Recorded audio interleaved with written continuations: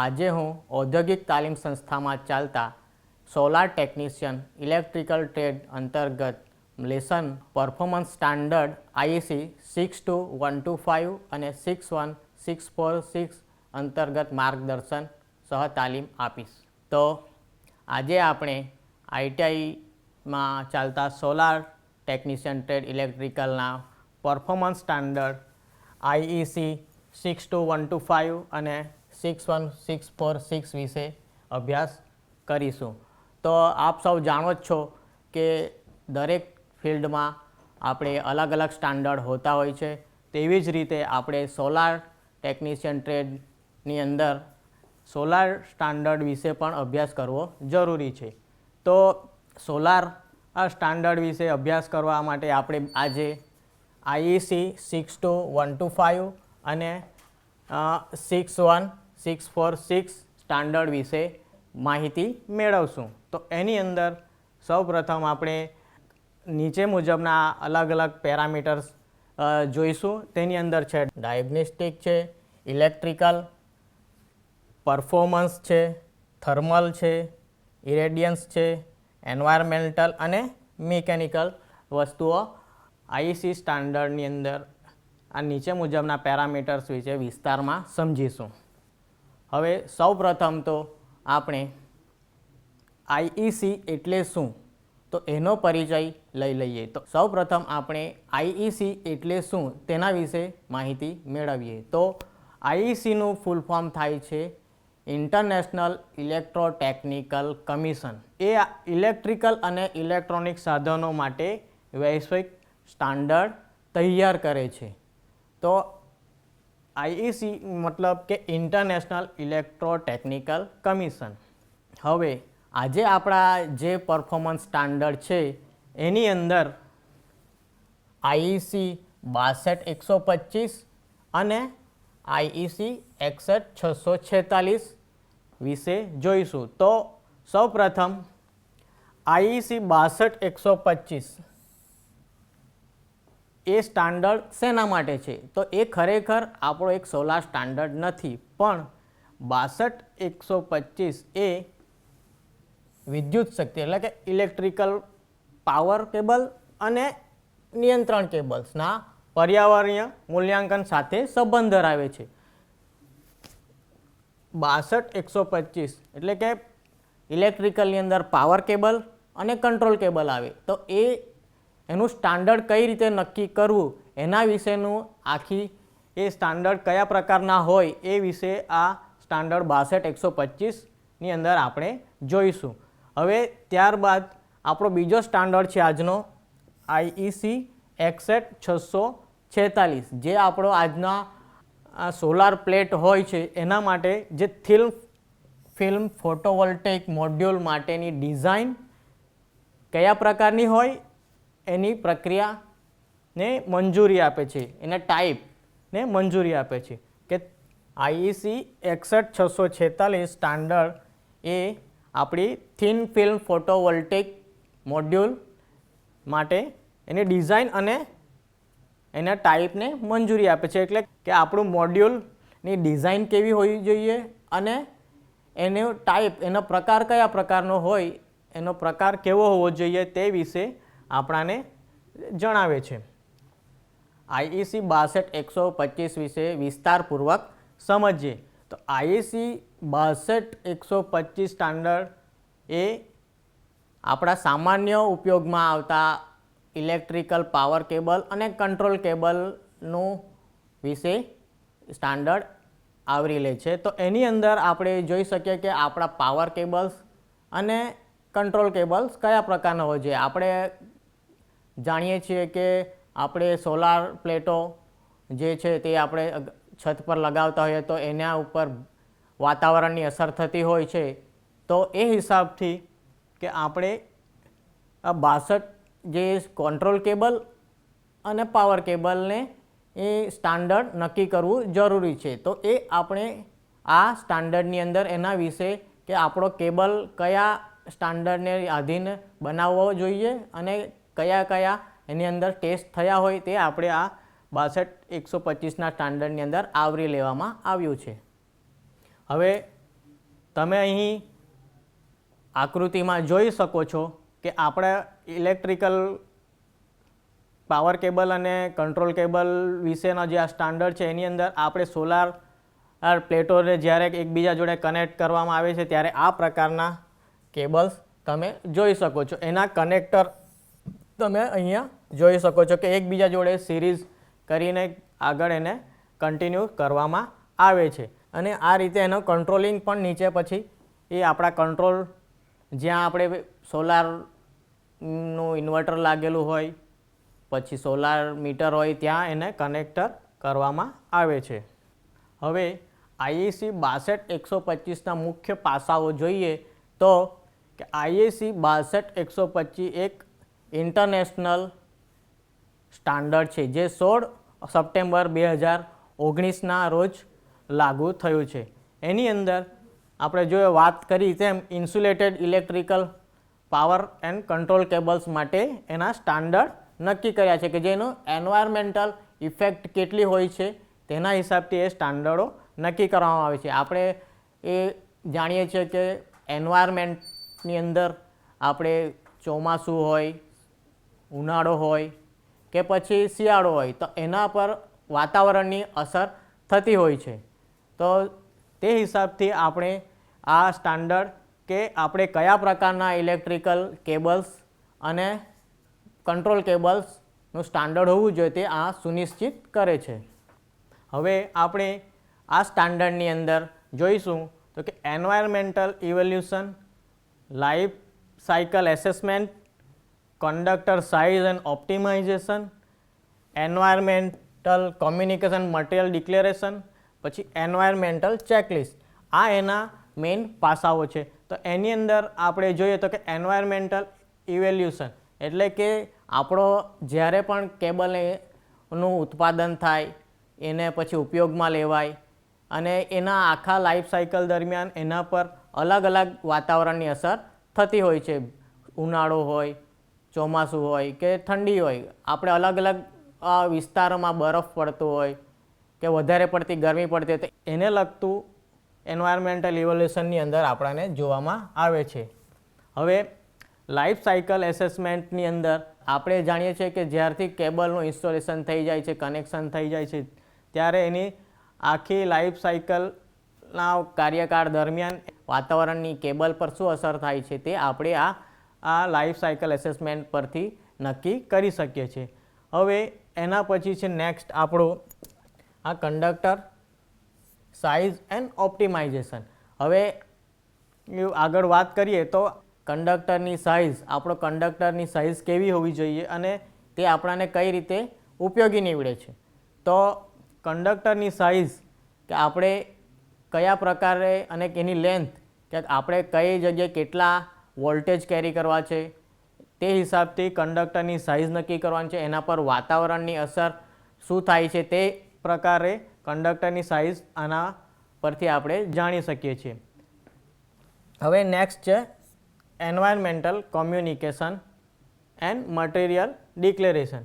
હવે આની અંદર વાતાવરણને લગતા પરિબળો છે એવા એન્વાયરમેન્ટલ કોમ્યુનિકેશનની અંદર આપણે જોઈશું કે આપણે એમાં વાતાવરણની અસર જોઈ શકીએ, વાતાવરણની શું અસર થાય છે અને મટીરિયલ ડિક્લેરેશન. કેમ કે મટીરિયલ ડિક્લેરેશન મતલબ કે તમારો પાવર કેબલ કે કંટ્રોલ કેબલ કયા મટીરિયલનો બન્યો છે તે આપણે એને ડિક્લેર કરવાનું હોય છે. કારણ કે PVC છે, XLP છે કે પછી એ બીજા મટીરિયલથી બન્યો હોય તો એ આપણે આ એન્વાયરમેન્ટલ કોમ્યુનિકેશન એન્ડ મટીરિયલ ડિક્લેરેશનની અંદર આપણે ડિક્લેર કરવાનું હોય છે.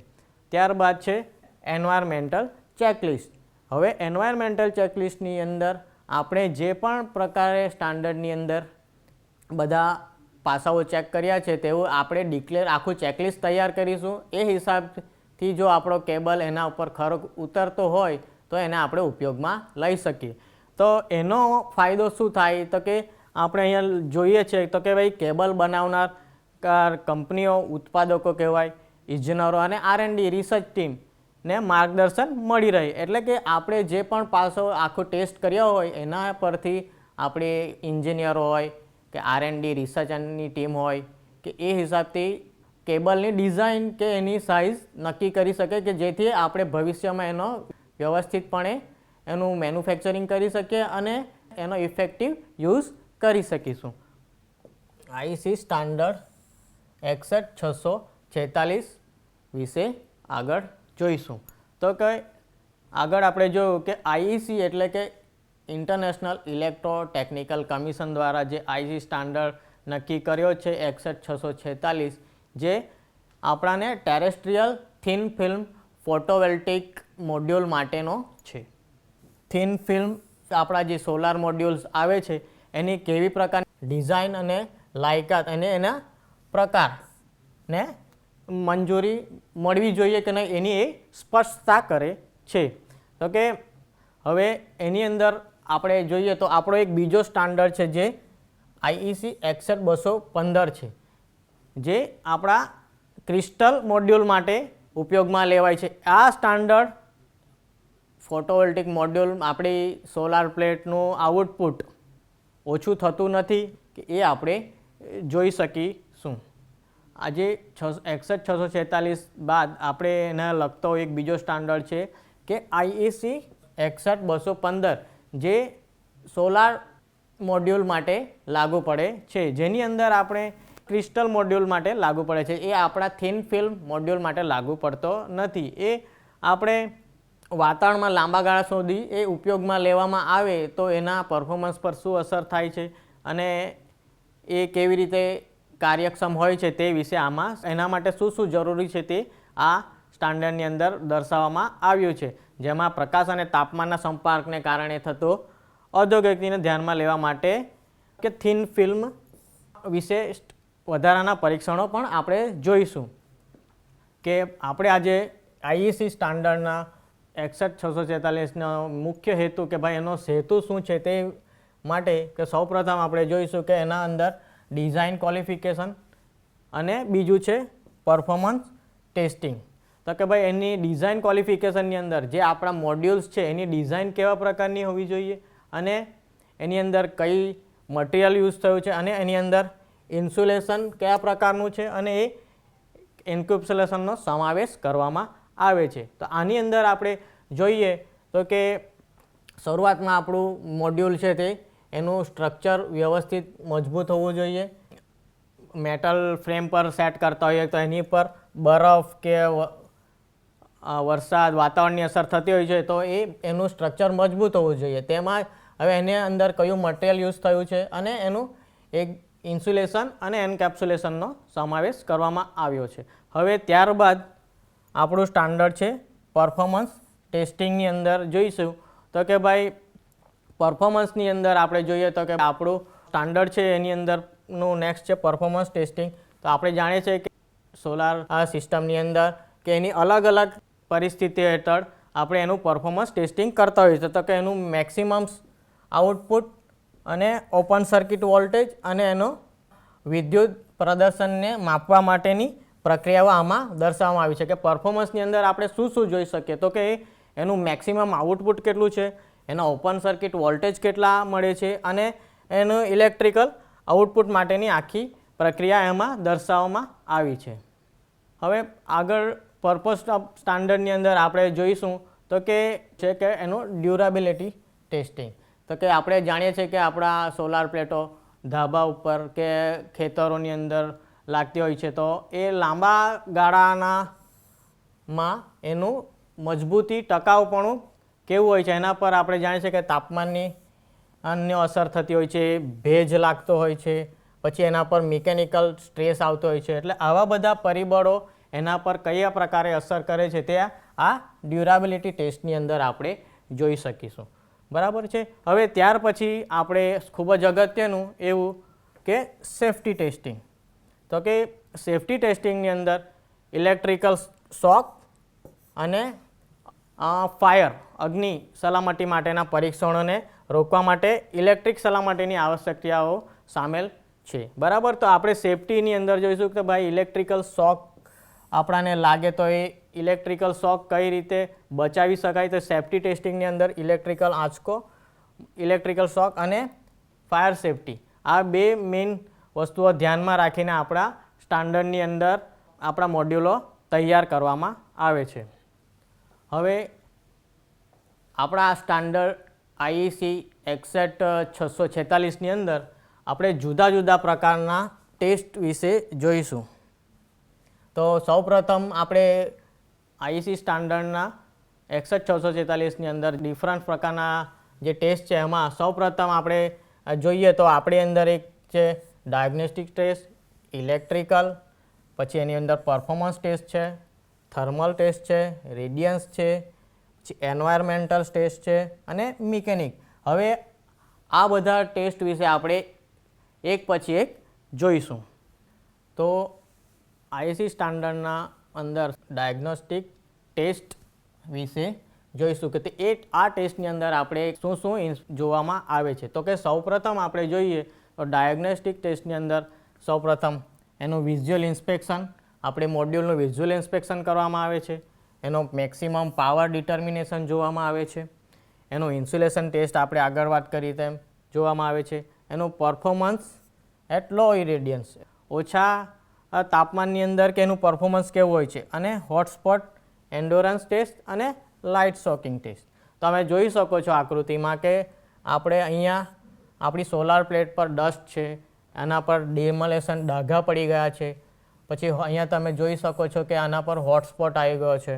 આ અલગ અલગ પ્રકારની જે વિઝ્યુઅલ આની અંદર તમે જોઈ શકો તો કે ક્રેક પડી ગઈ હોય છે, આના પર ટેમ્પરેચરની અસરથી આપણી પ્લેટને નુકસાન થયું છે. તો ડાયગ્નોસ્ટિક ટેસ્ટની અંદર આપણે જોઈ શકીએ કે જેના લીધે આપણને ખબર પડી શકે છે કે સીધું કે આપણા આ સોલાર મોડ્યુલની અંદર કે શું ડિફેક્ટ આવી છે. નેક્સ્ટ આપણે જોઈશું ઇલેક્ટ્રિકલ ટેસ્ટ. તો ઇલેક્ટ્રિકલ ટેસ્ટની અંદર પણ આપણે સૌપ્રથમ એની ડિઝાઇન ક્વોલિફિકેશન, એનું પરફોર્મન્સ, એની ડ્યુરેબિલિટી ટેસ્ટ આપણે જે આગળ વાત કરીએ એમ, અને એની સેફટી કે દરેક પરફોર્મન્સ સ્ટાન્ડર્ડની અંદર વાત કરીએ તેમ સેફટી અને એ દરેકની અંદર જોવામાં આવે છે. સૌપ્રથમ જોઈએ તો ઇલેક્ટ્રિકલ ટેસ્ટમાં શરૂઆતની ડિઝાઇન અને એનું આપણી જો એ મોડ્યુલ છે એ કેવી પ્રકારની બની છે તે આપણે ઇલેક્ટ્રિકલની અંદર ડિઝાઇનની અંદર જોતા હોય છે. હવે એનું પરફોર્મન્સ જોવાનું હોય છે ખાસ કરીને આપણે ઇલેક્ટ્રિકલ ટેસ્ટની અંદર, તો કે એનું આઉટપુટ, એનું પરફોર્મન્સ, કાર્યક્ષમતા અને એનું ટોટલ પરિણામ કેવું આવે છે. આપણે જાણીએ છીએ કે ઇલેક્ટ્રિકલ ટેસ્ટમાં સૌપ્રથમ સોલારને ઇન્સ્ટોલ કર્યું હોય છે તો આપણું આઉટપુટ કેવું મળે છે, આપણને એના મેક્સિમમ આઉટપુટ મળે છે કે એના પર તાપમાનની અસરને લીધે એના આપણા આઉટપુટમાં કોઈ ઘટાડો થયો હોય તો તે પણ જોવામાં આવે છે. એની એફિશિયન્સી જોવામાં આવે છે કે આપણે આખા દિવસ દરમિયાન જોઈએ તો આજે ધારો કે આપણને એફિશિયન્સી જે પ્રમાણે આઉટપુટ મળતા હોય છે અને બીજા એક મંથ પછી આપણે એનું એફિશિયન્સી ચેક કરીએ તો એમાં વધારો ઘટાડો થયો હોય કે ન થયો હોય તે આપણે એની એફિશિયન્સી જોઈને એનો આપણે ટેસ્ટ કરવામાં આવે છે. હવે ડ્યુરેબિલિટી ટેસ્ટની અંદર આપણે જોઈશું તો કે ભાઈ થર્મલ સાયકલિંગ અને ભીની, વેટ, ગરમી, ભેજ અને યુવી, આ બધા એની અસર આપણી ઇલેક્ટ્રિકલ ટેસ્ટની જે હોય છે એની અંદર આપણે આપણા થિન ફિલ્મ જે મોડ્યુલ છે એના પર શું અસર થાય છે તે આપણે આની અંદર જોઈએ છે. એના લીધે પર્યાવરણની અસરો બધી લાગતી હોય છે. ડ્યુરેબિલિટી ટેસ્ટની અંદર જે આપણી થર્મલ હીટ લાગતી હોય છે, ભેજ લાગતો હોય છે અને વધારે પડતા યુવી રેઝ જેના લીધે આપણા ઇલેક્ટ્રિક મોડ્યુલ પર અસર થાય, તેના લીધે આપણા મોડ્યુલની એફિશિયન્સી શું કરે છે તો કે આપણા મોડ્યુલ એનો વિરોધ કરવાનું ચાલુ કરે છે અને આપણી એફિશિયન્સી ઘટી જાય છે. હવે સેફટીના અંદર આપણે એક ઇલેક્ટ્રિકલ અને ફાયરની સલામતીઓ ખાસ જોવામાં આવે છે. આ તમે ઇલેક્ટ્રિકલ ટેસ્ટની અંદર તમે જોઈ શકો છો તો કે આ પ્રકારે અહીંયા ટેસ્ટ કરવામાં છે. આ ઇલેક્ટ્રિકલની અંદર આ મેગર ઇન્સ્યુલેશન ટેસ્ટ કરવામાં આવે છે અને એના અમે અલગ આ ઇન્સ્યુલેશન ટેસ્ટથી આપણે એનું મેગર વેલ્યુ જાણી શકીએ છીએ, ઇન્સ્યુલેશન રેઝિસ્ટન્સ ચેક કરી શકીએ છીએ, અહીંયા એનો કરંટ મેઝર કરવામાં આવી રહ્યો છે. તો આ પ્રકારે એનું આપણે ઇલેક્ટ્રિકલ ટેસ્ટની અંદર એનું પરફોર્મન્સ જોતા હોઈએ છીએ કે આ મેગરથી આપણે એનું ઇન્સ્યુલેશન, બે કેબલ વચ્ચેનું ઇન્સ્યુલેશન કેવું છે એ જોઈ શકીએ છીએ. અહીંયા આપણે એનો કરંટ આઉટપુટ માપી શકીએ છીએ. હવે નેક્સ્ટ પરફોર્મન્સ ટેસ્ટની અંદર આપણે જોઈશું એનું ડિગ્રેડેશન બિહેવિયર, એટલે કે ડિગ્રેડેશનની અંદર એવું છે જોઈએ તો કે ભાઈ એની અંદર આપણે અલગ અલગ પરીક્ષણો કરતા હોઈએ છીએ. એનો સમાવેશ તો કે ભાઈ આપણી થિન ફિલ્મ મોડ્યુલ પર જે વાતાવરણની અસર થાય છે એના લીધે આપણા થિન ફિલ્મ મોડ્યુલનું આઉટપુટમાં શું ઘટાડો કે વધારો થાય છે તે આપણે આ પરફોર્મન્સ ટેસ્ટની અંદર જોઈ શકીશું. એની અંદર આપણે જોઈએ તો કે આના લીધે તાપમાનની અસર, ભેજ કે પછી બીજા કોઈ પરિબળોના કારણે આપણું જે મોડ્યુલ છે તેનો આકાર એ તૂટી જાય કે પછી એના પર છાંયડો આવતો હોય તો એના લીધે આપણું આઉટપુટ ઘટી શકે છે અને આપણા મોડ્યુલનું પરફોર્મન્સ ઓછું થઈ શકે છે. તો આ પરફોર્મન્સ ટેસ્ટની અંદર આપણે આને અલગ અલગ પ્રકારના વાતાવરણની અંદર પરીક્ષણ કરવામાં આવે છે. આપણે જોઈશું થર્મલ ટેસ્ટ. તો થર્મલ ટેસ્ટની અંદર આપણે જોઈશું તો કે સૌપ્રથમ એની થર્મલ સાયકલિંગ.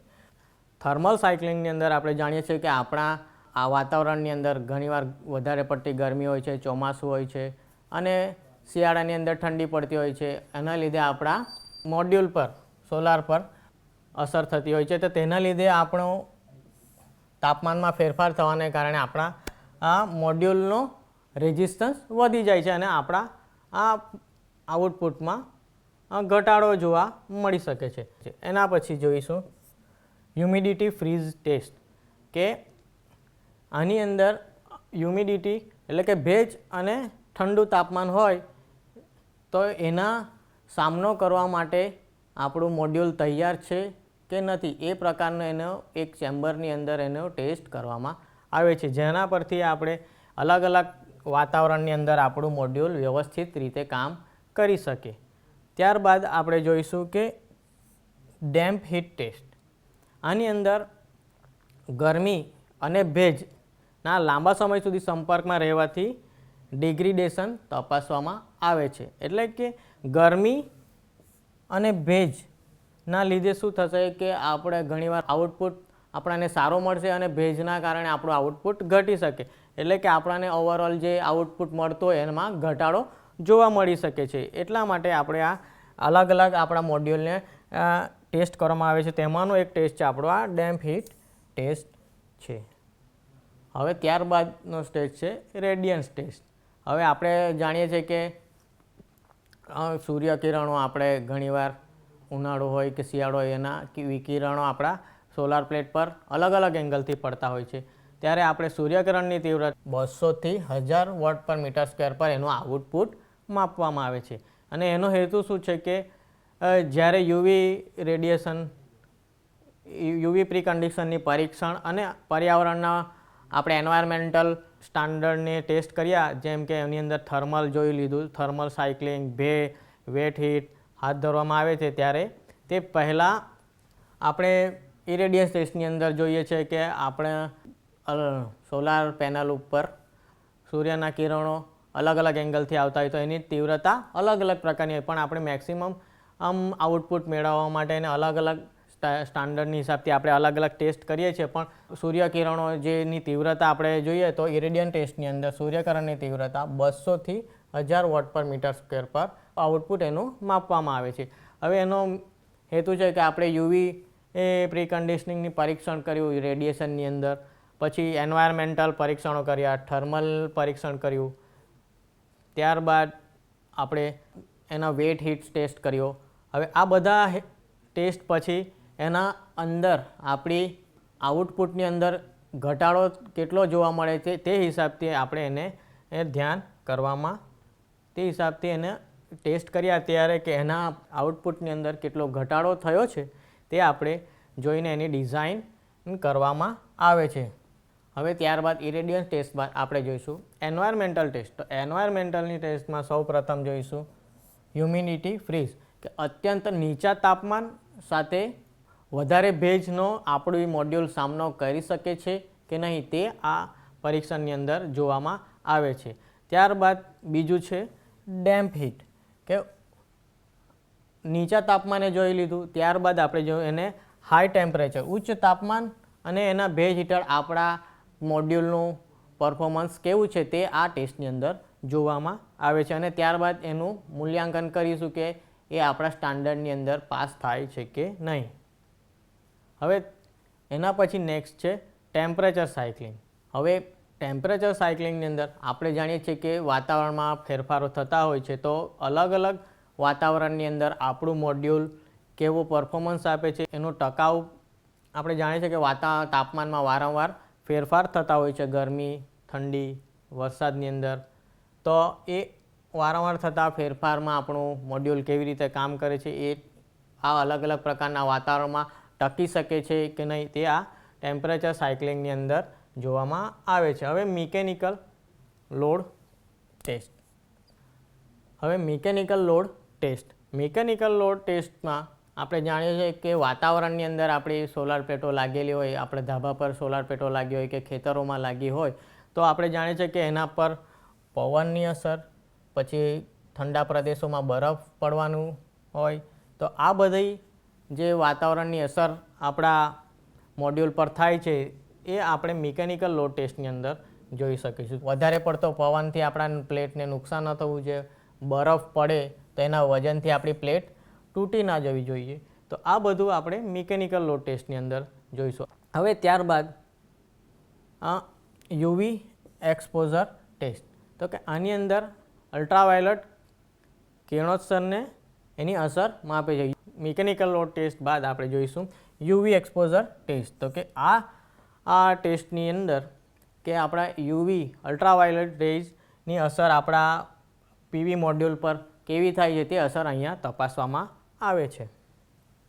હવે આગળની સ્લાઇડમાં આપણે આગળ જોયું કે મિકેનિકલ લોડ ટેસ્ટની અંદર આપણે જોયું તો કે મિકેનિકલ ટેસ્ટની અંદર આપણી મોડ્યુલ પર અસર થતા પરિબળો જેવા સામાન્ય પવન છે, બરફ છે અને એના પ્રેશર દબાણથી પેનલની મજબૂતી તપાસવામાં આવે છે કે પવનની અસરથી, બરફ પડવાથી કે બીજા કોઈ પ્રેશરથી, દબાણથી આ સોલાર પ્લેટને નુકસાન થવું જોઈએ નહીં. અહીંયા તમે આકૃતિમાં તમે જોઈ શકો છો કે એના આ પ્રકારે એને આપણી સોલાર પ્લેટનો ટેસ્ટ કરવામાં આવે છે. આ એનો મિકેનિકલ લોડ ટેસ્ટની એક આપણે આકૃતિ મૂકી છે. તેમાં તમે જોઈ શકો છો કે આ પ્રમાણે આ સોલાર પ્લેટને એના મિકેનિકલ લોડ ટેસ્ટ કરવામાં આવે છે. મોડ્યુલના આગળ અને પાછળ એમ 1 કલાક સુધી 2400 પાસ્કલ એટલે કે 130 કિલોમીટર પ્રતિ કલાક પવનનું દબાણ આપવામાં આવે છે અને નો એક સમાન લોડ લાગુ કરવામાં આવે છે, જેમાં બરફ માટે 5400 પાસ્કલ સુધીનું દબાણ આપવામાં આવે છે. અને આ પરીક્ષણ પછી કોઈ મોટી ખામીઓ અથવા તૂટક ખુલ્લી સર્કિટની જરૂર રહેતી નથી. તો સૌપ્રથમ EL ટેસ્ટિંગ ઇક્વિપમેન્ટમાં આપણે જોઈએ તો કે EL ટેસ્ટર આવી જાય, સોલાર સિમ્યુલેટર આવી જાય છે, એન્વાયરમેન્ટલ ચેમ્બર આવી જાય છે અને IR કેમેરા આવી જાય છે. EL ટેસ્ટર એટલે અર્થ લીકેજ ટેસ્ટર, જેમાં આપણે લીકેજ કરંટ ટેસ્ટ કરવામાં આવે છે. સોલાર સિમ્યુલેટરની અંદર આપણે અલગ અલગ કન્ડિશન ચેક કરી શકીશું કે સોલારનું પરફોર્મન્સ આપણી પ્લેટનું કેવું હોય છે. એન્વાયરમેન્ટલ ચેમ્બરની અંદર આપણે જોઈશું કે એને અલગ અલગ પ્રકારની વાતાવરણની અંદર ટેસ્ટ કરવામાં આવે છે, જે ગરમી, ઠંડી, ભેજ, બરાબર. IR કેમેરા આપણે આગળ આકૃતિમાં જોયું કે IR ઇન્ફ્રારેડ કેમેરાથી આપણે એને હીટનો કે ડાર્ક સ્પોટનો જોઈ શકીશું કે કયા ભાગ પર વધારે પડતી ગરમી પડે છે કે ઓછી પડે છે, તે આ IR કેમેરાની મદદથી આપણે જાણી શકીશું. નેક્સ્ટ આપણે જોઈશું કે આપણું મોડ્યુલ કે એ પાસ છે કે ફેલ છે, એ ક્રાઇટેરિયા નક્કી કરવા માટે. તો કે મોડ્યુલને આપણે જોયું કે અલગ અલગ પ્રકારના આપણે ટેસ્ટ કર્યા, electrical test, mechanical test, diagnostics test, thermal test, બરાબર છે. અને આ બધા ટેસ્ટ પછી કે આપણા મોડ્યુલની અંદર પાવરનો લોસ કેટલો થાય છે, એ ઇલેક્ટ્રિકલ, મિકેનિકલ અને વિઝ્યુઅલની અંદર એ પરીક્ષણો વ્યવસ્થિત રીતે પાસ કરે છે કે તે જોવામાં આવે છે. ઇલેક્ટ્રિકલની અંદર એનો આઉટપુટ જોવામાં આવે છે, મિકેનિકલની અંદર એની સ્ટ્રેન્થ જોવામાં આવે છે કે મજબૂત છે કે નથી, વાતાવરણને લગતા પરિબળોનો એ સામનો વ્યવસ્થિત રીતે કરી શકે છે કે નહીં.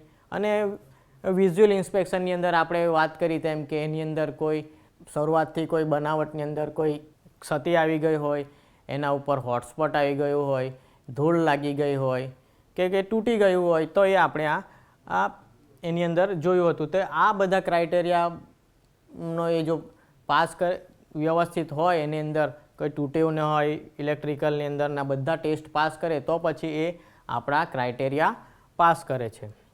એ 62-125 અને 61-646ના જે સ્ટાન્ડર્ડ છે એ સોલાર ઉદ્યોગમાં ગુણવત્તા અને એનું ટકાઉપણું સુનિશ્ચિત કરે છે કે ભાઈ આ સ્ટાન્ડર્ડ આપણા બે સ્ટાન્ડર્ડ છે એ સોલાર મોડ્યુલની ગુણવત્તા અને એનું ટકાઉપણું કેવું હોય છે તે આની અંદર સુનિશ્ચિત કરવામાં આવે છે. સૌપ્રથમ આપણો એમસીક્યુ પહેલો એમસીક્યુ લઈ લઈએ. આઈઈસી 62125ની મુખ્ય બાબત શું છે? આપણા કઈ બાબતને લગતો છે? તો કે આપણે કેબલનું ઇલેક્ટ્રિકલ પરીક્ષણ, કેબલ માટે પર્યાવરણીય મૂલ્યાંકન અને સંચાર ધોરણો, કોરોના રક્ષણ કે કેબલની સિમ્પ્લિફિકેશન. પણ આપણે આજે જોયું તો કે આ એમસીક્યુની અંદર આપણો જવાબ આવશે બી. આપણો બીજો એમસીક્યુ છે આઈઈસી 61643 ધોરણ કયા પ્રકારના સોલાર મોડ્યુલ માટે લાગુ પડે છે? તો કે ઓપ્શન એ છે monocrystalline silicon module, polycrystalline silicon module, thin film photovoltaic module કે કોન્સન્ટ્રેટ પીવી મોડ્યુલ. પણ આપણે જાણીએ છીએ કે આજના લેક્ચર પછી કે 61646નો સ્ટાન્ડર્ડ એ આપણા આ થિન ફિલ્મ ફોટોવોલ્ટેઇક મોડ્યુલ માટે લાગુ પડે છે. તો આજનો સાચો જવાબ છે C, thin film photovoltaic module. 3rd નંબરનો એમસીક્યુ આઈઈસી 61646 ધોરણનો મુખ્ય ઉદ્દેશ્ય શું છે? કે આપણા એમસીક્યુનો મતલબ છે કે આપણે આ સ્ટાન્ડર્ડનો મેઇન ઉદ્દેશ્ય શું છે? તો કે બેટરી લાઈફ ટેસ્ટિંગ કરે છે. Option A. બી છે કેબલ ઇન્સ્યુલેશન સ્ટાન્ડર્ડ છે. ઓપ્શન સી છે મોડ્યુલની ડિઝાઇન, ક્વોલિફિકેશન અને ટાઈપની મંજૂરી આપે છે અને પાવર પોઈન્ટ ટ્રેકિંગ માટે આપે છે. તો આપણે જાણીએ છીએ આપણો સ્ટાન્ડર્ડ છે 61646 એ આપણી મોડ્યુલની ડિઝાઇન અને ક્વોલિફિકેશન અને એના પ્રકારની મંજૂરી આપે છે. એટલે આપણો જવાબ છે સી, મોડ્યુલની ડિઝાઇન, ક્વોલિફિકેશન અને ટાઈપની મંજૂરી.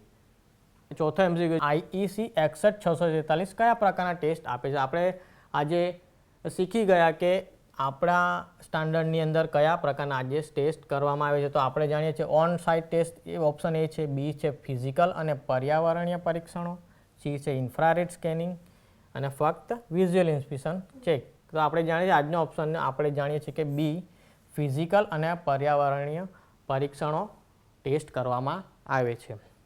આજે આપણે આઈટીઆઈ અંતર્ગત ચાલતા સોલાર ટેકનિશિયન ઇલેક્ટ્રિકલ ટ્રેડના પરફોર્મન્સ સ્ટાન્ડર્ડ આઈઈસી 62125 અને 61646 સ્ટાન્ડર્ડ વિશે તાલીમ સહ માર્ગદર્શન લીધું. આભાર.